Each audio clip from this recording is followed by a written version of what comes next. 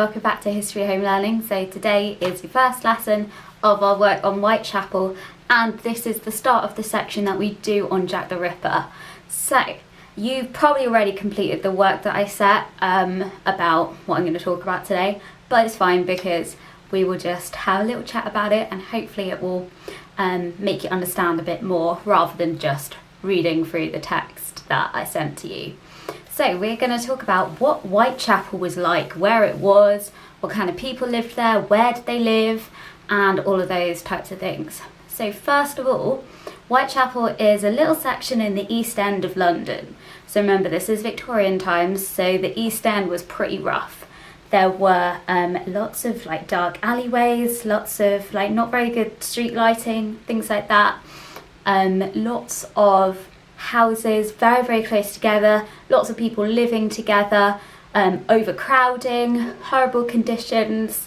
And you might remember from year 8 in the Industrial Revolution, there wasn't very good heating, there wasn't good plumbing, so no proper toilets or showers or baths or things like that. So you can imagine it'd be pretty filthy. And if we're talking about where people lived, there are kind of 3 main areas. If you're really, really, really poor, you couldn't even afford to rent a place to live. So what you would do instead is you would earn your DOS money, it was called.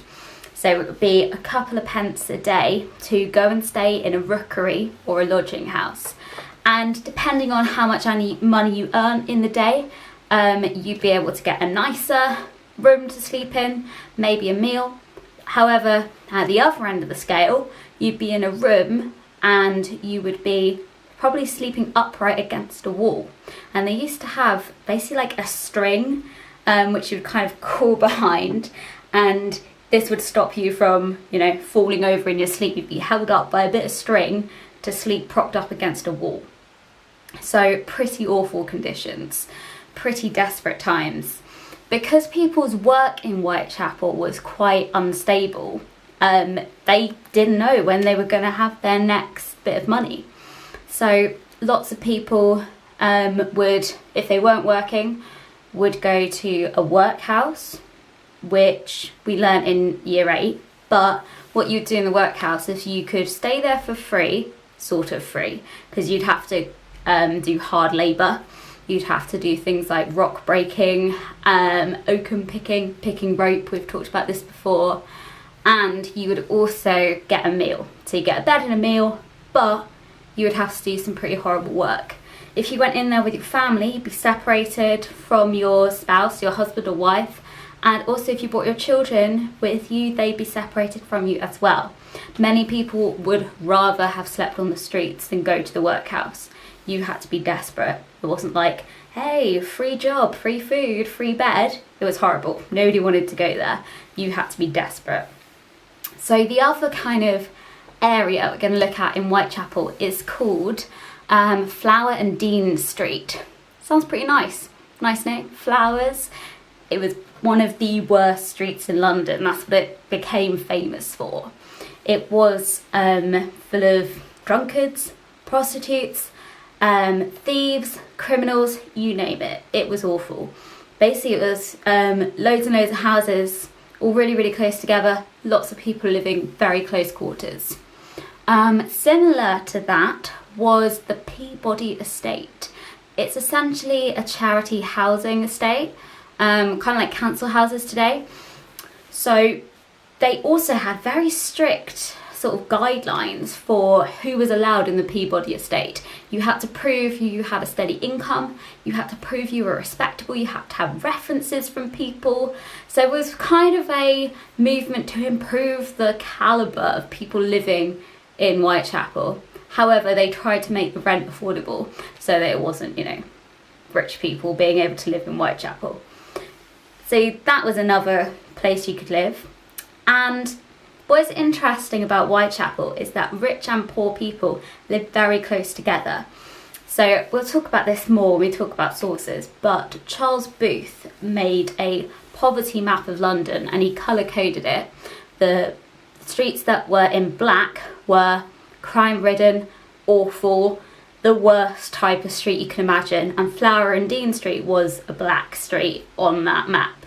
However, it went all the way up to orange streets, which were upper middle class, very wealthy people would live there. And if I show you the map in a different video, or I'll post a picture, you can see that black and orange streets were very, very close together. Another massive problem in Whitechapel was alcohol. So, from what we've just spoken about Whitechapel, you can imagine people don't have a lot of money. They don't have steady work. They live in horrible, unhealthy conditions. Many people were turning to alcohol to drink away their troubles, essentially. However, they would also drink away their money, creating this difficult cycle. Lots and lots of pubs and bars and opium dens, which is where you go to essentially do drugs, were all over Whitechapel, and lots of normal people would do their day's work, spend their money on drink at the end of it. So that is obviously causing lots of problems for homelessness and not improving your life situation. Also, if you were somebody who drank, then you are yourself a victim to crime. All of the people who were killed by Jack the Ripper were alcoholics. We'll go into more detail about those later. But they were most likely drunk when they were attacked, so they would have had lower inhibitions, they wouldn't have been able to run as easily. And, you know, alcoholism can lead to lots of different problems, social problems as well. Or, you know, you just get drunk in a pub and you end up having a fight with your mate. That's a crime. You can't go punching people. Okay? So that's a little bit of context about Whitechapel, and for next week's work we will go into immigration, and I'm going to try and talk to you in a video about how we answer one of the sources questions. Any problems at all, comment and show my homework and I will get back to you. Have a good week.